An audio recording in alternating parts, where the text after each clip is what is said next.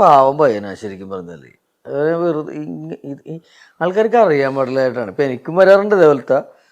അവരൊരു പാവം പയ്യനാണ്, ഒരു കുഴപ്പമില്ലാത്ത നല്ല അത്യാവശ്യം വിവരവും വിദ്യാഭ്യാസവും ഒക്കെ ഉള്ള പയ്യനാണ്. എല്ലാ കാര്യത്തിലും നല്ല തീരുമാനങ്ങൾ എടുക്കാനും പറയാനും അവന് കുറെ ഇതുണ്ട്. അവനെ എന്തോ അവൻ എന്തെങ്കിലും ചെയ്തിട്ടുണ്ടാവും, അതുകൊണ്ടായിരിക്കും ആൾക്കാർ. ഞാൻ വിചാരിച്ചിടത്തോളം അവൻ ഭയങ്കര പാവം പയ്യൻ, ഞങ്ങളുടെ കൂട്ടത്തിൽ ഏറ്റവും പാവമായിരിക്കും അവൻ. എന്താണ് ആ മുന്നേ ഉണ്ടായിരുന്ന അദ്ദേഹം മാറാനുള്ള റീസൺ? ഐ മീൻ അവന് മറ്റേ ബിഗ് ബോസിൽ ഇത്, പിന്നെ നേരത്തെ തുടങ്ങിയവൻ ഈ ടിക്ടോക്ക് അതല്ല അതിന് മുന്നേ വിനീത് എന്തോ ഒരു ദുബായിൽ എന്തോ ബിസിനസ് തുടങ്ങി. അവന് ജോയിൻ ചെയ്യാൻ വേണ്ടിയിട്ട് കുതിര പഠിക്കാനോ ഇതൊക്കെ 10 ദിവസമൊക്കെ ഉണ്ടായതാണ്. പക്ഷെ അവനെന്തോ പെട്ടെന്ന് ബിസിനസ് കാര്യങ്ങളൊക്കെ ആയിട്ട് ദുബായിലേക്ക് പോയതാണ്. അവൻ ഫ്രൈഡേ ഫിലിംസിലെ ഒരു ആളായിരുന്നു. ഫ്രൈഡേ ഫിലിംസിൽ അവന് വർക്ക് ഉണ്ടായിരുന്നു. അങ്ങനെയാണ് അവൻ ആ കഥാപാത്രത്തിലേക്ക് വരുന്നത്. പിന്നെ അവനെന്തോ ബിസിനസ് സ്വന്തമായിട്ട് കൂട്ടുകാരൊക്കെ ഇട്ട് തുടങ്ങിയപ്പോൾ അതിൻ്റെ തിരക്ക് കൊണ്ട് പോയതാ. അങ്ങനെ പോയതാണ്. കാരണം പല പല റൂമേഴ്സ് അവൻ അവന്റെ തൊഴില് നോക്കി പോയതാ. അപ്പൊ അവിടെ ഇതുകൊണ്ട് പോയതാ, അല്ലാണ്ടാണ്. നല്ല പയ്യനായിരുന്നു. ഈ ആഡിനെ പറ്റി ഞാൻ ഉള്ളിൽ നിന്ന് അറിഞ്ഞു 1-2 കാര്യങ്ങൾ ചോദിക്കട്ടെ, പറയാവുന്നതാണെങ്കിൽ പറഞ്ഞാൽ. അതായത് 3 കാലഘട്ടമൊക്കെ നമ്മൾ പുറത്തു വിട്ടാണ്. ഈ ബിഫോർ, പ്രസന്റ്, ആഫ്റ്റർ എന്ന് പറയുന്നൊരു കാലഘട്ടത്തിൽ മമ്മൂക്കയായിരുന്നു വരാനിരുന്നത്. ഇപ്പോഴത്തെ ഒരു ആരോഗ്യസ്ഥിതി വെച്ച് മറ്റൊരു ആർട്ടിസ്റ്റ് ആയിരിക്കും എന്നൊക്കെ കേൾക്കുന്നുണ്ട്. എനിക്കറിയില്ല അങ്ങനത്തെ. ഇതിപ്പോ ഒരു പഴയ കാലഘട്ടം കാണിക്കുന്നുണ്ട്. ഒരു എപ്പിക് മൂവിയാണത്.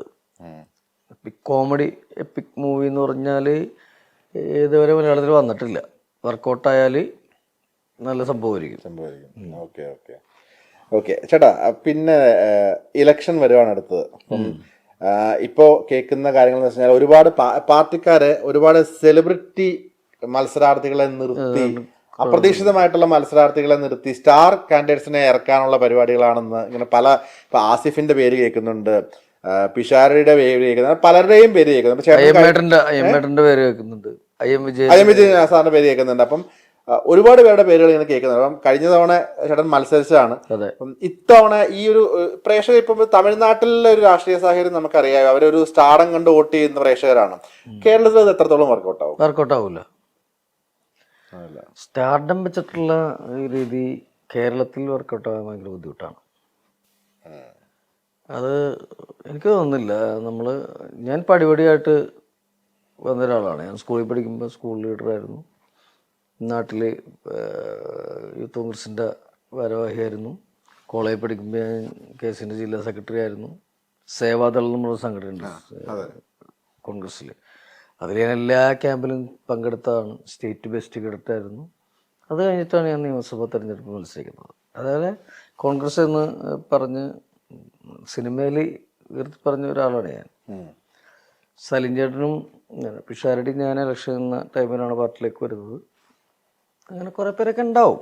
കുറേ ഉണ്ട്. ജനം അവരുടെ പേരെടുത്ത് പറയാനിട്ടാണ്. ഇവരൊക്കെ കോൺഗ്രസ്സുകാരൊക്കെയാണ്, കോൺഗ്രസിനോട് ആഭിമുഖ്യം പുലർത്തുന്നതാണ്. പക്ഷെ ഞാൻ വളരെ വ്യക്തമായിട്ടും ശക്തമായിട്ടും പറഞ്ഞിട്ടുള്ള ഒരാൾ എനിക്ക് തോന്നുന്നു ഞാൻ മാത്രമേ ഉള്ളൂ എന്ന് തോന്നുന്നു. ബാക്കി എല്ലാവരും പറയുന്നുണ്ടെങ്കിലും ഞാൻ ഈ സംഘടനയിൽ പടിപടിയായിട്ട് വന്നതാണ്. ഈ പിഷാരടിയുടെ ഒരു പിഷാരടി മത്സരിക്കുകയാണെന്നുണ്ടെങ്കിൽ, ആസിഫ് മത്സരിക്കുകയാണെന്നുണ്ടെങ്കിൽ ഈ സ്റ്റാർഡം ഇവർക്ക് മെച്ചമാവില്ലെന്നാണ് പറയുന്നത്. ആണ്. അത് എന്ന് പറഞ്ഞാൽ അവര് പിഷാരടിക്കൊക്കെ നല്ല സാധ്യതയുള്ളൊരു സ്ഥലമാണ് എന്നൊക്കെ പറഞ്ഞാൽ. പക്ഷെ സീറ്റ് കിട്ടുമായിരുന്നു. ഇപ്പം ഈ പ്രാവശ്യം സാധ്യതകൾ കൂടുതലുള്ളതുകൊണ്ട് ഇത്തിരി തിരക്ക് കൂടുതലായിരിക്കും.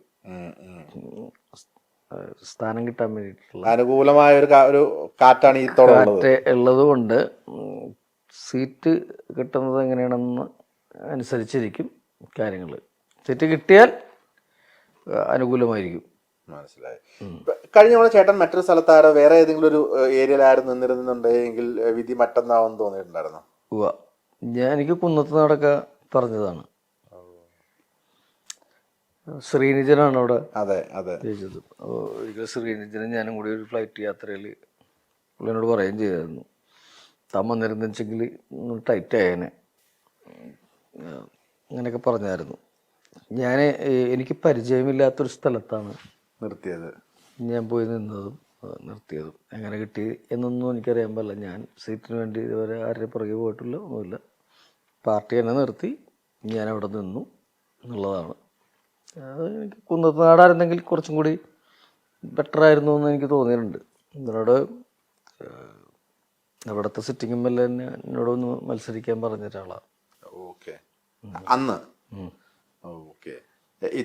ഇത്തവണ എന്തെങ്കിലും സാധ്യതകൾ? അല്ല, ഞാൻ ഒരിക്കലും, ഞാൻ പറഞ്ഞില്ലേ, എൻ്റെ പുറകെ ഞാൻ പോയിട്ടില്ല. പിന്നെ ഈ തെരഞ്ഞെടുപ്പിനൊക്കെ ഭയങ്കര ചിലവും കാര്യങ്ങളൊക്കെ ഉണ്ടല്ലോ, നമുക്ക് അത്ര മുടക്കാനുള്ള സാധ്യതകളും കാര്യങ്ങളൊന്നുമില്ല. ഉള്ളത് കൊണ്ട് ജീവിച്ചു പോവുക എന്നുള്ള രീതിയിൽ പോയിക്കൊണ്ടിരിക്കുക.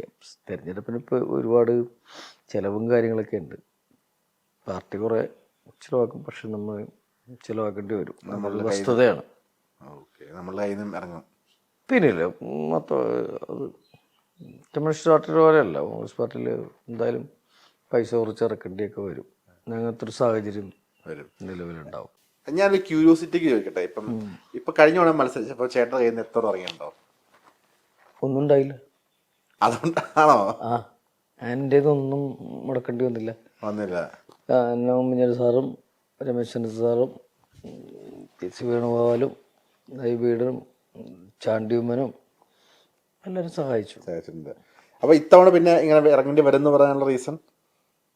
അല്ല, ഞാനതിന് താല്പര്യപ്പെട്ടിട്ടില്ല. പാർട്ടി ആവശ്യപ്പെടുന്നതനുസരിച്ചാണ് ഞാൻ കഴിഞ്ഞ പ്രാവശ്യം നിന്നത്. അല്ലെങ്കിൽ ഞാൻ അതിന്റെ കയ്യിൽ നിന്ന് നമ്മൾ കാൻഡിഡേറ്റ് ആയാൽ നമ്മളുടെ കയ്യിൽ നിന്ന് ഫണ്ട് ഇറങ്ങും എന്ന് പറയാനുള്ള റീസൺ ചോദിച്ചത്. ഇലക്ഷൻ ആകുമ്പോൾ നമുക്ക് ഫണ്ട് എന്തായാലും ചിലവാക്കേണ്ടി വരും. കുറേ ചിലവുകളുണ്ടല്ലോ ഇതിൻ്റെ പുറകിൽ. അപ്പം അത് ഇപ്പം നമ്മളൊരു സിനിമാ താരമാണ് എന്നൊക്കെ വിചാരിച്ചിട്ട് നമ്മുടെ അടുത്ത് കുറേ പൈസ ഉണ്ടാവും എന്നൊക്കെ വിചാരിച്ചിട്ട് തരാതിരുന്നാൽ അത് മോശമാക്കുക. അപ്പം എന്തായാലും പണം മുടക്കുള്ള പരിപാടി തന്നെയാണ് തിരഞ്ഞെടുപ്പ്. അതിപ്പോൾ പഞ്ചായത്ത് തിരഞ്ഞെടുപ്പാണെങ്കിലും എന്താ തിരഞ്ഞെടുപ്പാണെങ്കിലും ഏത് പാർട്ടിയാണെങ്കിലും പൈസ മുടക്കുന്നുണ്ട്. എൻ്റെ അടുത്ത് മുടക്കാനായിട്ട് അത്ര പൈസയൊന്നുമില്ല. ഇപ്പൊ പല ചർച്ചകൾ വരുന്ന കൂട്ടത്തില് അടുത്ത തവണ തുടർഭരണമില്ല, UDF ആണ് ഭരണത്തിൽ. UDF ആയിരിക്കും. ആരായിരിക്കും മുഖ്യമന്ത്രി? ഇപ്പോഴേ അതിനുള്ള സംസാരങ്ങൾ പിടിവലികളൊക്കെ കോൺഗ്രസിൽ എന്ന് പറഞ്ഞു കഴിഞ്ഞാല്, ഒരു UDF എന്ന് പറഞ്ഞു കഴിഞ്ഞാല് മുഖ്യമന്ത്രിമാരാകാൻ വേണ്ടിയിട്ട് ഒരുപാട് പേരുണ്ട്. ഈ എണ്ണം പറഞ്ഞ ടീമുകൾ ഉണ്ട്. അതിൽ യോഗ്യരായവരെ പാർട്ടി ആ സമയത്ത് ACCയും അതൊക്കെയാണല്ലോ തീരുമാനിക്കുന്നത്. പക്ഷെ മുഖ്യമന്ത്രി സ്ഥാനത്തേക്ക് യോഗ്യരായിട്ടുള്ള ഒരുപാട് നേതാക്കൾ ഉണ്ട്, ഒരുപാട് പേരുണ്ട്. ഇപ്പൊ തമ്മിലടി സാധ്യത കൂടുതലല്ലേ ഈ കോൺഗ്രസിനെ പറ്റി മൊത്തത്തിലുള്ളൊരു ആകെയുള്ളൊരു പ്രശ്നം എന്ന് പറഞ്ഞാൽ, സമയത്ത് തല്ലുപിടിക്കാതിരുന്നാൽ ഇപ്രാവശ്യം സുഖമായിട്ട് VD സതീശൻ എന്ന് പറയുന്ന പ്രതിപക്ഷ നേതാവ്, ഞങ്ങളുടെ മണ്ഡലത്തിലെ MLA ആണ്, പ്രതിപക്ഷ നേതാവാണ്, പറയുന്ന പോലെ നല്ല ഭൂരിപക്ഷത്തിൽ സീറ്റുകൾ നേടാൻ പറ്റും. ആ സമയത്ത് തല്ലുപിടിക്കാതിരുന്നാൽ മതി.